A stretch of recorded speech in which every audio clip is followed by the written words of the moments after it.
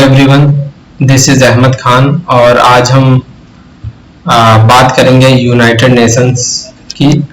पिछले पाँच सालों में यूनाइटेड नेशंस पे टोटल 19 क्वेश्चंस आए हैं ड्यूअल एलबी एंट्रेंस में, और अगर आप एवरेज निकालें तो average at least 4 question per year आ रहे हैं। अगर आप इसे ऑब्जर्व करेंगे और सॉल्व करेंगे कॉन्टिन्यूसली तो आपको एक आइडिया होगा कि यूनाइटेड नेशन से 2 टाइप के क्वेश्चंस आ रहे हैं। एक आ रहा स्टैटिक पोर्शन में जो ऑलरेडी फिक्स्ड है, like their headquarters, who are the members of permanent member of security council, something like that, and what kind of they are releasing the index and reports, all these things। और दूसरे side में जो है वो current affair से related है कि currently who is secretary general, currently who is president of general assembly, currently who is appointed on which post, something like that। तो इस टाइप के 2 तरीके के पोर्शन है। तो इस वीडियो में मैं कवर कर रहा हूँ जो स्टैटिक पोर्शन है। अगर आप एवरेजली 4 मार्क्स आ रहा है हर ईयर में, तो 2 क्वेश्चन इसके जो है वो स्टैटिक पोर्शन से होंगे और 2 क्वेश्चन जो होंगे वो 2 से कम चांसेस है, ज्यादा चांसेस है स्टैटिक पोर्शन के, लेकिन 1-2 क्वेश्चन है करंट अफेयर्स के भी। तो मैंने मोस्टली स्टैटिक पोर्शन कवर करने की कोशिश की है इस वीडियो में, और नेक्स्ट वीडियो में मैं करंट अफेयर्स कवर करने की कोशिश करूंगा। तो हम पहले एक बार क्वेश्चन देखेंगे लास्ट 5 इयर्स की क्या क्या क्वेश्चन है, और उसके बाद हम मूव करेंगे यूनाइटेड नेशन क्या है, इसके प्रिंसिपल्स ऑर्गन्स क्या हैं, और इसके जो अलग बॉडीज हैं, डिफरेंट बॉडीज हैं, उस पर बात की जाएगी। तो पहला क्वेश्चन है, इसमें ईयर भी मैंने मेंशन किया है यहाँ साइड में कि कौन से ईयर में ये क्वेश्चन आया है। तो पहला क्वेश्चन है, who is the first Indian American named as US ambassador to United Nations. ये 2017 में आया था और इसका आंसर था निक्की हैली। तो आपको फोकस करंट अफेयर्स में भी उस पॉइंट पर फोकस करना है जहां पे इंडियंस ज्यादातर अपॉइंट हुए हैं किसी इंपॉर्टेंट पोस्ट पे, या कोई वुमेन अपॉइंट हुई है फर्स्ट टाइम किसी पोस्ट पे। ऐसी चीजों पे जो है वो ज्यादा चांसेस है आने के इस टाइप के क्वेश्चंस। नेक्स्ट क्वेश्चन है, recently who among the following has taken over the chairman of United nation board of auditors. तो ये इंडिया से हुए थे शशिकांत शर्मा, 2017 का ये भी क्वेश्चन है, तो इसलिए ये क्वेश्चन यहाँ पे इंपॉर्टेंट हो गया। नेक्स्ट है, who among the following the current member of the international law commission. उस समय जो थे अनिरुद्ध राजपूत जो थे वो मेंबर थे इंटरनेशनल लॉ कमीशन के। तो ये क्वेश्चन 2018 में पूछा गया। फिर ये स्टैटिक पोर्शन का पूछ लिया गया, वर्ल्ड ट्रेड ऑर्गेनाइजेशन जो है वो कहाँ पे लोकेटेड है। वर्ल्ड ट्रेड ऑर्गेनाइजेशन जबकि यूएन का बॉडी नहीं लेकिन इंपॉर्टेंट बॉडी है, इसलिए इसे भी इंक्लूड किया गया है। बहुत बार लोग कंफ्यूज होते हैं यूएन के बॉडी से। तो इसका जो हेडक्वार्टर है वो जिनेवा में है।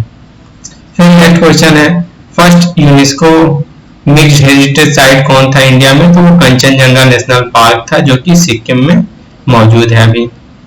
नेक्स्ट है, European court of human right, ये कहाँ, ये स्ट्रासबर्ग में लोकेटेड है, और स्ट्रासबर्ग जो है वो फ्रांस में है। Next is which of is not the principal organ of the United Nation. हम सबको मालूम है टोटल 6 प्रिंसिपल ऑर्गन्स होते हैं यूनाइटेड नेशन के, अभी लेक्चर में से डिस्कस किया जाएगा। तो उसमें से कौन सा नहीं है। इस टाइप का क्वेश्चन एक बार 2020 में भी पूछा, अभी नेक्स्ट आपको मैं दिखाता हूँ। तो यूनाइटेड नेशन डेवलपमेंट प्रोग्राम जो है वो प्रिंसिपल ऑर्गन नहीं है, वो एक प्रोग्राम है यूनाइटेड नेशन का, लेकिन प्रिंसिपल ऑर्गन जो है 6 है। उसके 3 प्रिंसिपल ऑर्गन यहाँ पे लिखे हैं, United Nation security council, trusteeship council, economic and social council. Next है, which of the following is not placed at Hague. Hague बहुत इंपॉर्टेंट सिटी है नीदरलैंड का, और यहाँ पे बहुत इंपॉर्टेंट ऑर्गन जो है यूएन के मौजूद है, जैसे इंटरनेशनल कोर्ट ऑफ जस्टिस। लेकिन इंटरनेशनल क्रिमिनल कोर्ट जो है ये यूएन का बॉडी नहीं है, इस पे भी हम आगे डिस्कस करेंगे। इससे रिलेटेड भी 2 बार क्वेश्चन पूछ चुका है। और परमानेंट कोर्ट ऑफ आर्बिट्रेशन भी हॉग में ही है नीदरलैंड में। और इसमें कौन सा नहीं है, तो इसमें international tribunal for the law of the sea, ये नहीं है, ये मौजूद है हैम्बर्ग में जो कि जर्मनी में है एक शहर, वहां पे है International tribunal for the law of the Sea. Next question है, ये भी 2018 का ही है, कि उस समय यूनाइटेड नेशन जनरल असेंबली में रिजोल्यूशन पास हुआ था और इजराइल जो क्लेम करता है कि जेरूसलम उसका कैपिटल है, उस पर किसने इजराइल का समर्थन किया था? तो इस क्वेश्चन में जो है ग्वाटेमाला एक शहर है साउथ अमेरिकन कॉन्टिनेंट का, साउथ अमेरिकन कॉन्टिनेंट का वो कंट्री ने सपोर्ट किया था। तो ये करंट का क्वेश्चन पूछ लिया था। फिर आ जाइए, ये स्टैटिक का क्वेश्चन है, who is the first Indian women appointed as the जज of international tribunal for the law of the sea. अभी मैंने ऊपर बताया कि इसका हेडक्वार्टर हैम्बर्ग जर्मनी में है, उससे रिलेटेड पूछ लिया। इंडियन थी और वुमेन थी इसलिए इंपॉर्टेंट हो गया था। तो 2019 में पूछा था, नीरू चड्ढा थी उस समय। फिर नेक्स्ट क्वेश्चन है, which one of this is not a specialised agency of the United Nation? कौन सा स्पेशलाइज्ड एजेंसी नहीं है यूनाइटेड नेशन का? तो हम सबको मालूम है WTO जो है वो नहीं है। बाकी International Civil Aviation, International Labour Organisation, Food and Agriculture, ये सब उसके स्पेशलाइज्ड एजेंसीज हैं, लेकिन WTO एक इंडिपेंडेंट बॉडी है। फिर यह है कि विच इंडियन जज was the member of international criminal tribunal for the far east? Tokyo tribunal के नाम से भी जाना जाता है। ये इंटरनेशनल क्रिमिनल ट्राइब्यूनल कब बनाया गया था? वर्ल्ड वॉर सेकंड होने के बाद में जो जापानीज लीडरशिप थी उस टाइम की आर्मी थी, उसको पनिश किया गया था इस ट्रिब्यूनल द्वारा वर्ल्ड वॉर सेकंड के बाद। तो इसमें इंडिया को रिप्रेजेंट कर रहे थे, इंडियन एक जज थे, उनका नाम है जस्टिस राधा विनोद पाल।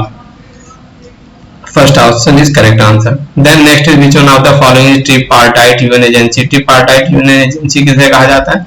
तो ये इंटरनेशनल लेबर ऑर्गेनाइजेशन को कहा जाता है। क्यों कहा जाता है? क्योंकि इसमें गवर्नमेंट और गवर्नमेंट, एम्प्लॉयर और वर्कर्स, ये तीनों इस बॉडी में रिप्रेजेंटेशन देते हैं अपना, इसीलिए इसे ट्रिपार्टाइट यूएन एजेंसी के नाम से जाना जाता है। Which one of the following was established by Rome statute? ये क्वेश्चन 2020 में पूछा गया कि रोम स्टैट्यूट से कौन सी बॉडी को स्टैब्लिश किया गया है। तो Which one of the following was the established by the Rome Statute? तो ये इंटरनेशनल क्रिमिनल कोड जो है एक बॉडी है जो कि रोम स्टैट्यूट से स्टैब्लिश किया गया। रोम स्टैट्यूट 2002 में साइन किया गया था। हम इसके बारे में अभी डिस्कस करेंगे स्लाइड में आगे। फिर नेक्स्ट क्वेश्चन है, which one of the following is not a principal organ? एक बार फिर से 2020 में पूछ लिया कि कौन सा प्रिंसिपल ऑर्गन नहीं है। तो 6 प्रिंसिपल ऑर्गन है जिसे आपको ध्यान रखना है। तो इसमें ह्यूमन राइट्स काउंसिल जो है वो एक इनका प्रिंसिपल ऑर्गन नहीं है। ये ह्यूमन राइट्स काउंसिल यूएन का ऑर्गन है, कंफ्यूज मत होइएगा, लेकिन ये प्रिंसिपल ऑर्गन में नहीं आता है। फिर which among the following states does not have veto power in United Nations Security Council? में कौन सा veto power नहीं है? तो जर्मनी के पास veto power नहीं है, veto power 5 ही कंट्री के पास है, चाइना, रशिया, यूके, फ्रांस और यूएसए।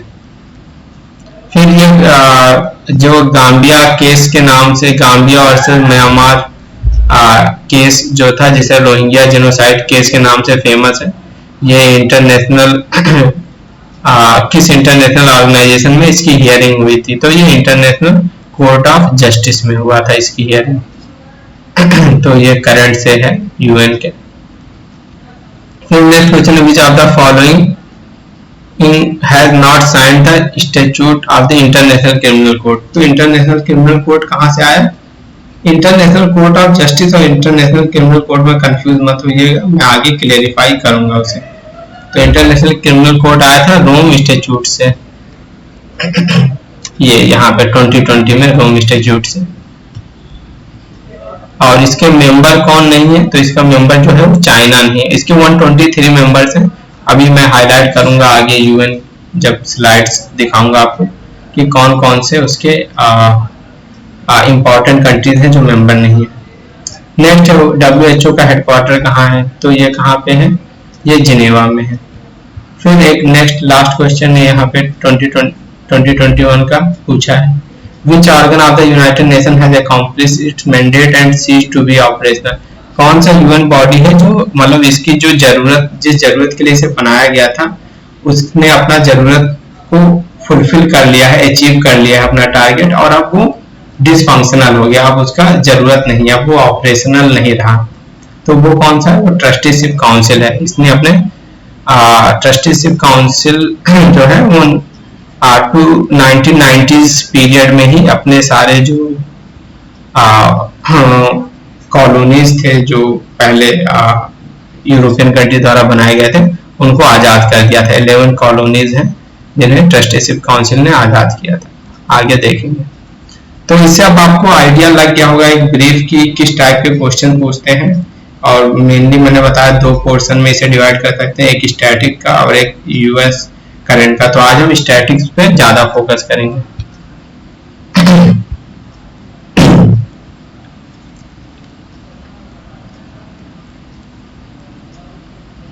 पहले हम बात करेंगे यूनाइटेड नेशन का। यूनाइटेड नेशन 1945 में फाउंड किया गया। इसके 193 मेंबर्स हैं और इसका करंट हेडक्वार्टर जो है वो न्यूयॉर्क में है। इसकी एक्टिविटीज आप सबको मालूम होगा, ह्यूमन राइट प्रोटेक्ट करना, पीस सिक्योरिटी स्टैब्लिश करना, ह्यूमैनिटेरियन एड देना, सस्टेनेबल डेवलपमेंट को प्रमोट करना, ऑल दिस थिंग।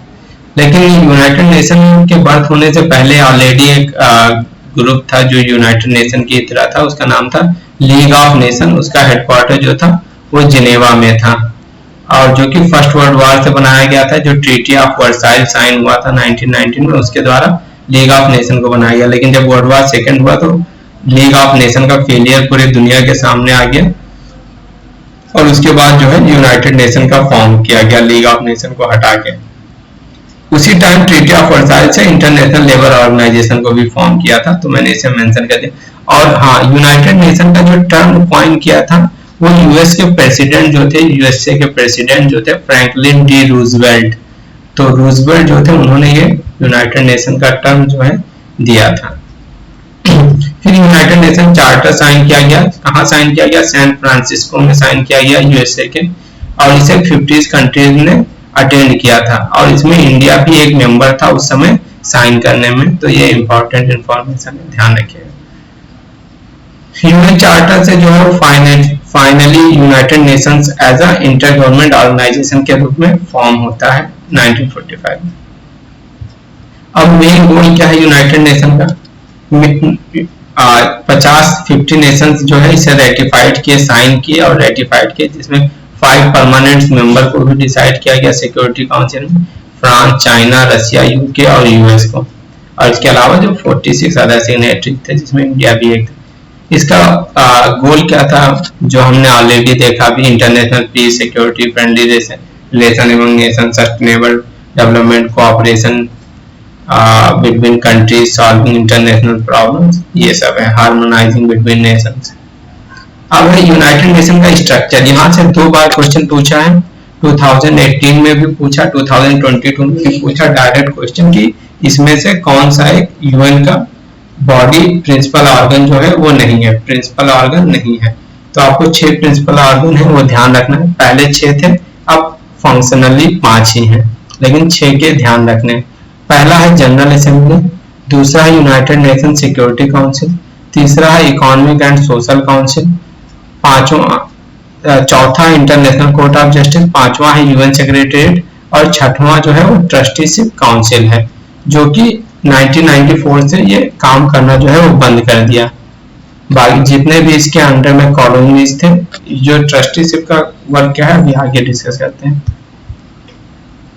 हाँ, तो जनरल असेंबली में टोटल 193 मेंबर्स हैं, और इसका जो हेडक्वार्टर है वो न्यूयॉर्क में है, और हर साल सितंबर में इसकी मीटिंग होती है न्यूयॉर्क में, जहाँ जनरल असेंबली है, और काफी सारे मुद्दे पे डिस्कशन होता है। बाकी जनरल असेंबली जो है वो मेन बॉडी है जो डिसाइड करता है कि यूनाइटेड नेशन सिक्योरिटी काउंसिल में जो नॉन परमानेंट मेंबर हैं वो कौन होंगे, और इकोनॉमिकल और सोशल काउंसिल के मेंबर कौन होंगे, United nation general secretary general कौन बनेगा, ये सब जो है। इंटरनेशनल कोर्ट ऑफ जस्टिस में जो 15 जजेस होंगे वो किस कंट्री से होंगे, तो ये सब जो है वो जनरल असेंबली डिसाइड करता है। करंटली जनरल असेंबली का प्रेसिडेंट कौन है? 1 ईयर के लिए प्रेसिडेंट बनते हैं। करंटली अब्दुल्ला शाहिद जो है वो प्रेसिडेंट है, और ये मालदीव कंट्री से बिलोंग करते हैं। नेक्स्ट है सिक्योरिटी काउंसिल। सिक्योरिटी काउंसिल का भी हेडक्वार्टर न्यूयॉर्क में है। इसका प्राइमरी रिस्पॉन्सिबिलिटी है पीस और सिक्योरिटी इस्टेब्लिश करने का। परमानेंट मेंबर का ऑलरेडी आइडिया होगा आपको, चाइना, फ्रांस, रशिया, यूके और यूएसए। और इसमें 10 नॉन परमानेंट मेंबर होते हैं जो कि 2 साल के टर्म के लिए इलेक्ट किए जाते हैं रीजनल बेसिस पे, मतलब कॉन्टिनेंट वाइज, इस कॉन्टिनेंट से इतने, इस कॉन्टिनेंट से इतने, इस टाइप के डिवीजन होता है इसमें।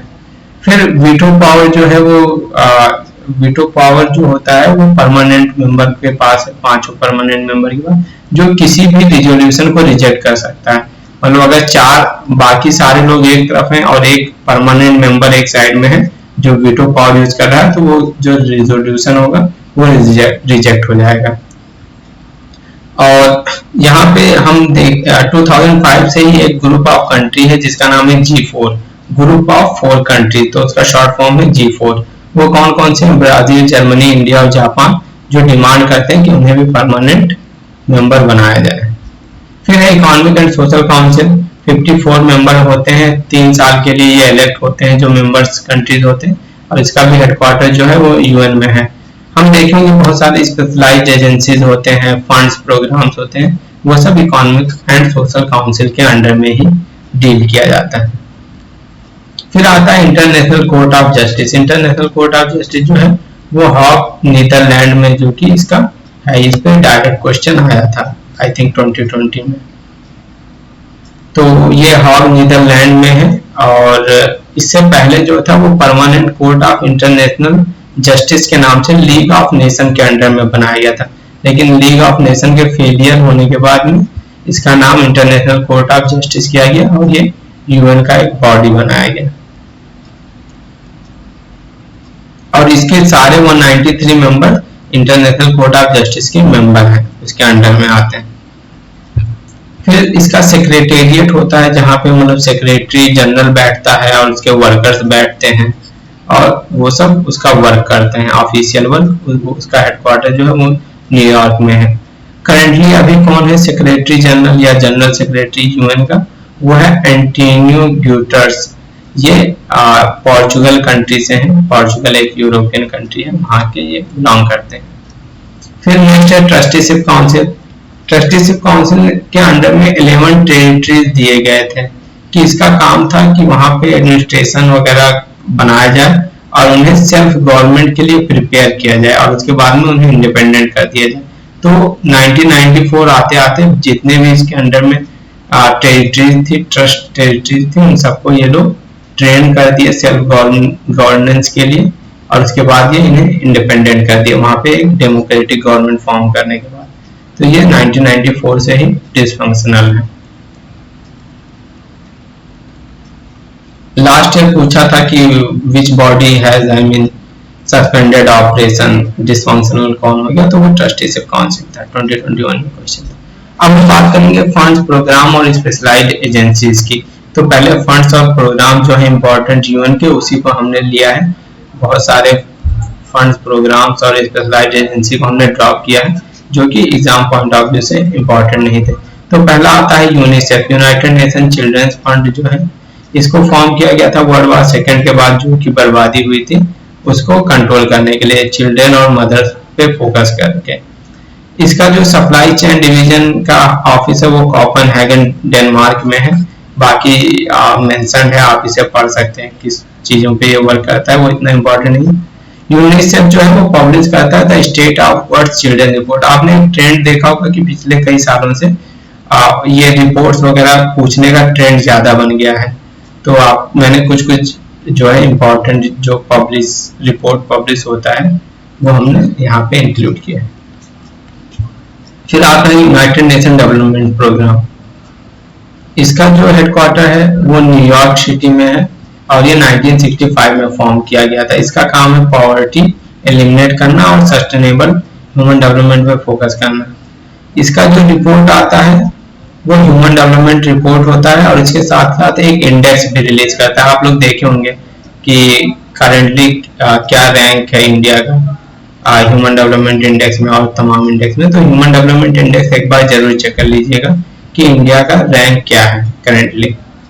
फिर इसके बाद नेक्स्ट है सस्टेनेबल डेवलपमेंट गोल्स को भी ये पब्लिश करता है, और साथ में जेंडर इनइक्वालिटी इंडेक्स को भी United Nation Development Programme publish करता है।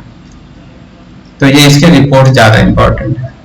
फिर नेक्स्ट है यूनाइटेड नेशन एनवायरनमेंट प्रोग्राम, ये नैरोबी केनिया में है। तो बहुत मोस्टली जो यूएन के हेडक्वार्टर्स है वो या तो यूरोप में है या तो फिर यूएसए में है, बहुत कम ही है जो आउट ऑफ यूरोप और यूएसए है।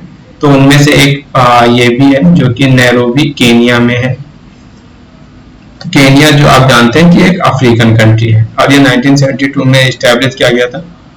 आप अगर ट्रेंड देखे होंगे, क्वेश्चन देखे होंगे, प्रीवियस ईयर सॉल्व किए होंगे, तो उसमें कॉन्टिन्यूसली 2 सालों से लगातार इन्वायरमेंट पे 4 क्वेश्चंस आ रहे हैं।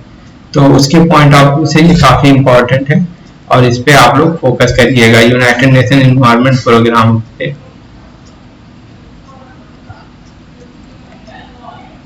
और इसका जो रिपोर्ट है वो है ग्लोबल एनवायरनमेंट आउटलुक रिपोर्ट, जो कि लास्ट टाइम 2019 में आया था। और उसके अलावा ये एमिशन गैप रिपोर्ट को भी पब्लिश करता है। फिर है next World Food Programme. World Food Programme जो था वो उसे नोबेल प्राइज मिला था, नोबेल पीस प्राइज 2020 में मिला था। और ये एक इम्पॉर्टेंट बॉडी है, इसका हेडक्वार्टर जो है रोम इटली में है। और वर्ल्ड फूड प्रोग्राम जो है फूड एंड एग्रीकल्चर ऑर्गेनाइजेशन, जो कि एक यूएन की बॉडी है, उसके अंडर में ये फंक्शन करता है।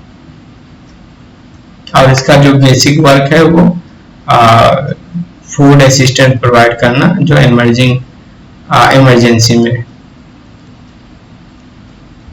अब हम बात करेंगे स्पेशलाइज्ड एजेंसीज की यूएन की। उसमें मैंने सेलेक्ट किया है कुछ एजेंसीज को, जैसे फूड एंड एग्रीकल्चर ऑर्गेनाइजेशन है, इसका भी हेडक्वार्टर जो है वो रोम इटली में है। और इसका बेसिकली वर्क क्या है, डिफीट हंगर, हंगर को, भुखमरी से दुनिया को आजाद करना। इंटरनेशनल सिविल एविएशन ऑर्गेनाइजेशन जो है उसका हेडक्वार्टर जो है मॉन्ट्रियल कनाडा में है। और ये बेसिकली जो है इंटरनेशनल एयर नेविगेशन में सपोर्ट करता है, टेक्निकल, और मदद करता है डेवलपमेंट वर्क जो इंटरनेशनल एयर ट्रांसपोर्ट से रिलेटेड है उससे। नेक्स्ट है इंटरनेशनल लेबर ऑर्गेनाइजेशन, जो कि 1999 में बॉडी आया था, और ये ट्रीटी ऑफ वर्साइल से आया था, जो वर्ल्ड वॉर फर्स्ट के बाद साइन किया गया था। इसका भी हेडक्वार्टर जो है वो जिनेवा स्विट्जरलैंड में है। और ये पब्लिश करता है ग्लोबल वेज रिपोर्ट को, इंटरनेशनल लेबर ऑर्गेनाइजेशन। फिर आता है आईएमएफ, इंटरनेशनल मॉनेटरी फंड। आप नोटिस किए होंगे कि पिछले कुछ आई थिंक 19 में एक क्वेश्चन था कि आईएमएफ ने कितना वो टारगेट दिया है ग्रोथ रेट का इंडिया का, तो वो इसके करंट से क्वेश्चन था। इसके स्टैटिक्स, कुछ इंपॉर्टेंट स्टैटिक्स यहाँ पे है। इसका हेडक्वार्टर जो है वो वाशिंगटन डीसी यूएसए में है, और ये ब्रेटन वुड कॉन्फ्रेंस से निकल के आया था। इसका नाम था UN monetary and financial conference, जो ये कॉन्फ्रेंस हुआ था ब्रेटन वुड कॉन्फ्रेंस के नाम से फेमस है। और ये ब्रेटन वुड हैम्पशायर एक जगह है यूएसए में, वहां पे हुआ था। ये कौन से रिपोर्ट पब्लिश करता है, वर्ल्ड इकोनॉमिक आउटलुक और ग्लोबल फाइनेंशियल स्टेबिलिटी रिपोर्ट। ये दो इंपॉर्टेंट इसके रिपोर्ट्स हैं जिसे आपको याद रखना है। नेक्स्ट है वर्ल्ड बैंक। वर्ल्ड बैंक भी सेम ब्रेटन वुड कॉन्फ्रेंस से निकल के आया था। इसका काम था कि जो वर्ल्ड वॉर सेकंड से तबाही हुआ है उसे रिकंस्ट्रक्ट करना। इसका भी हेडक्वार्टर वाशिंगटन डीसी यूएसए में है। और ये जो इम्पोर्टेंट रिपोर्ट पब्लिश करता है उसमें ईज ऑफ डूइंग बिजनेस है, ह्यूमन कैपिटल इंडेक्स है, वर्ल्ड डेवलपमेंट रिपोर्ट है। ह्यूमन कैपिटल इंडेक्स से रिलेटेड एक क्वेश्चन पूछ चुका है ऑलरेडी एलएलबी एंट्रेंस में। नेक्स्ट है इंटरनेशनल टेलीकॉम यूनियन। ये जो है यूएन का सबसे पुराना जो है एजेंसी है, ओल्डेस्ट एजेंसी जो यूएन का है वो ये है। 1865 में फॉर्म हुआ था, लेकिन आप देखेंगे कि यूएन फॉर्म हुआ है 1945 में, और उसकी एजेंसी जो है वो पुरानी है। वो क्यों? क्योंकि वो ऑलरेडी इस टाइप के एजेंसीज थे, बाद में इन्होंने यूएन के अंडर में इसे मर्ज किया गया, इसलिए हम कहते हैं कि कौन सा यूएन की पुरानी बॉडीज है। तो ये सबसे पुरानी बॉडी है जो 1865 में फाउंड किया गया था। इसका हेडक्वार्टर जिनेवा स्विट्जरलैंड में है और ये इंटरनेशनल कोऑपरेशन में मदद करता है टेलीकम्युनिकेशन से रिलेटेड। फिर उसके बाद है यूनेस्को, जिसका हेडक्वार्टर जो है वो पेरिस में है, फ्रांस पेरिस में। इसका बेसिकली काम होता है to develop intellectual and moral solidarity of mankind as a means of building lasting peace. Peace establish करना, कल्चरल चीज़ों को प्रमोट करना, साइंटिफिक चीज़ों को प्रमोट करना, एजुकेशनल चीज़ों को प्रमोट करना, ये जो है बेसिकली यूनेस्को का वर्क है। फिर उसके बाद WHO है। WHO 1948 में फॉर्म हुआ था। इसका हेडक्वार्टर जिनेवा स्विट्जरलैंड में। 2021 में एक क्वेश्चन पूछा था हेडक्वार्टर इसका। फिर United nation human commission for refugee, ये जिनेवा स्विट्जरलैंड में, क्योंकि अभी बहुत सारे यूक्रेन रशिया वॉर के क्राइसिस की वजह से बहुत सारे रिफ्यूजीज जो हैं दूसरे यूरोपियन कंट्रीज में जा रहे हैं यूक्रेन से मूव करके। तो हमें मतलब इसका हेडक्वार्टर वगैरह ध्यान रखना चाहिए। जैसे पिछली बार कोविड के से रिलेटेड पूछ लिया था WHO का हेडक्वार्टर, इसलिए ये भी इम्पोर्टेंट हो जाता है इस पॉइंट ऑफ व्यू से। अब हम बात करेंगे कुछ नॉन यूएन बॉडीज पे, जो यूएन बॉडीज नहीं है लेकिन हमेशा लोगों को कंफ्यूजन होता है उनका यूएन बॉडीज होने पे। जैसे पहला इंटरनेशनल क्रिमिनल कोर्ट, ये यूएन बॉडी नहीं है। इसका हेडक्वार्टर जो है हॉग नीदरलैंड में है। तो इंटरनेशनल कोर्ट ऑफ जस्टिस और इंटरनेशनल क्रिमिनल कोर्ट दोनों का हेडक्वार्टर जो है वो हॉग नीदरलैंड में है। ये कैसे फॉर्म हुआ? 2002 में फॉर्म हुआ, रोम स्टैट्यूट की वजह से फॉर्म हुआ और इसके मेंबर जो है वो 123 मेंबर्स हैं करेंटली। और ये इसलिए इम्पोर्टेंट है कि ये पहला और केवल परमानेंट बॉडी है जो कि इंडिविजुअल को जो है प्रोसिक्यूट करता है। मतलब किसी कंट्री में अगर जेनोसाइड हो रहा है, क्राइम अगेंस्ट ह्यूमैनिटी हो रहा है, वॉर क्राइम्स हो रहा है, तो वहां पे जो उस टाइम का लीडर होगा या आर्मी का हेड होगा या इस टाइप का चीफ होगा, उसको जो है इसको प्रोसिक्यूट करने का पावर दिया गया है, जो कि 123 कंट्रीज ने इसे रेटिफाइड किया है। फिर उसके बाद कौन से मेजर कंट्रीज हैं जो इसके मेंबर नहीं है? जैसे पिछली बार पूछ लिया था कि आईसीसी का कौन मेंबर नहीं है और 4 ऑप्शन दे दिया था, तो उसमें चाइना जो था करेक्ट आंसर था, क्योंकि चाइना इसका मेंबर नहीं, इंडिया भी इसका मेंबर नहीं, यूएसए भी इसका मेंबर नहीं, रशिया भी इसका मेंबर नहीं, पाकिस्तान भी इसका मेंबर नहीं, म्यांमार, टर्की, सऊदी अरब, इंडोनेशिया, ये सब बड़ी कंट्रीज हैं जो इसके मेंबर्स नहीं हैं। तो आईसीसी के ज्यादातर मेंबर्स यूरोपियन कंट्रीज हैं और कुछ जो है अमेरिकन कंट्रीज हैं, नॉर्थ अमेरिका और साउथ अमेरिका की कुछ कंट्रीज हैं और कुछ अफ्रीकन कंट्रीज हैं। इंटरनेशनल कोर्ट ऑफ जस्टिस और इंटरनेशनल क्रिमिनल कोर्ट में क्या डिफरेंस है? इंटरनेशनल कोर्ट ऑफ जस्टिस जो है वो यूएन का बॉडी है, 1946 में स्टैब्लिश किया गया।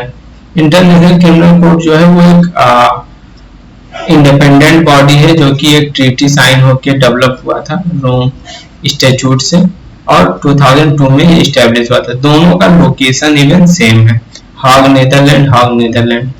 और इसका क्या है, कंटेंशियस अगर दो पार्टी के बीच में कुछ डिस्प्यूट होता है उस पर लोग इंटरनेशनल कोर्ट ऑफ जस्टिस जाते हैं। लेकिन इंटरनेशनल क्रिमिनल कोर्ट का मेन क्या है, टारगेट क्या है कि क्रिमिनल प्रोसिक्यूशन करना इंडिविजुअल्स का, जहां पे भी किसी टाइप का ह्यूमन राइट्स वायलेंस हो रहा है या जेनोसाइड हो रहा है।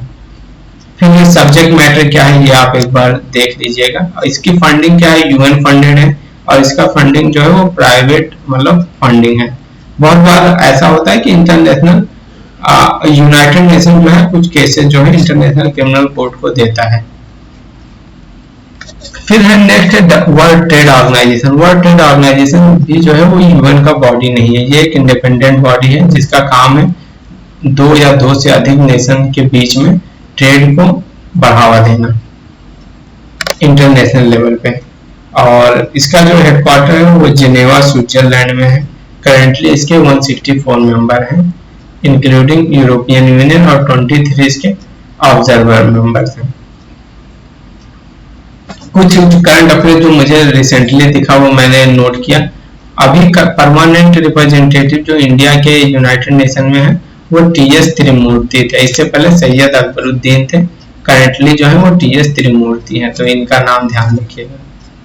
इन्होंने मतलब इंडिया ने पीस कीपिंग में $150,000 जो है वो दिया था। उसके अलावा यूनेस्को हेरिटेज साइट अभी रिसेंटली आया है 2021 में, 2 हेरिटेज साइट ऐड हुए हैं इंडिया में यूनेस्को द्वारा। एक है काकातिया रुद्रेश्वर टेम्पल, जिसे रामप्पा टेम्पल के नाम से भी जाना जाता है, वो तेलंगाना में है।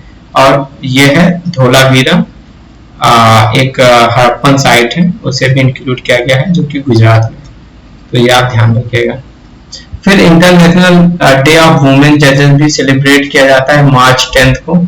ये भी रिसेंटली ऐड हुआ है, मतलब 2020 या आई थिंक 2021 में इसे मतलब कतर या किसी कंट्री ने इसके लिए प्रपोजल दिया था और उसे यूएन जनरल असेंबली ने एक्सेप्ट किया और फाइनली अब 10 मार्च को इंटरनेशनल डे ऑफ वुमेन जजेस मनाया जाता है और 8 मार्च को इंटरनेशनल वुमेन डे मनाया जाता है, तो ध्यान रखिएगा। एटलीस्ट हमारे एग्जाम पॉइंट ऑफ व्यू से ये काफी इंपॉर्टेंट है। नेक्स्ट है यूनाइटेड नेशन जनरल असेंबली ने रशिया को सस्पेंड कर दिया है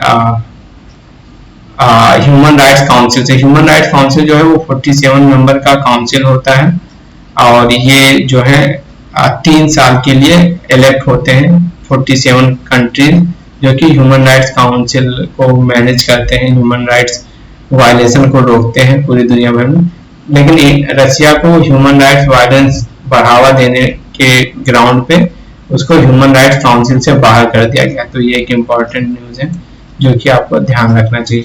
तो ये था आपका फाइनली जो यूएन का स्टैटिक है, कुछ इसमें करंट अफेयर्स के भी पार्ट हमने ऐड किए। एक स्पेसिफिक करंट अफेयर्स पे जो है वो रिलीज किया जाएगा, बाकी तब तक आप इसे देखिए। और इसका जो है ये 5 ईयर प्रीवियस क्वेश्चन का जो लिंक है वो आपके नीचे डिस्क्रिप्शन में जो है अटैच कर दिया जाएगा, तो आप भी जाके उसे सॉल्व कर सकते हैं। And thank you for a lot for watching this. और अगर आपको लगता है कोई और इम्पोर्टेंट टॉपिक पे ऐड करना चाहिए, इसमें ऐड करना चाहिए, तो आप कमेंट करके बता सकते हैं।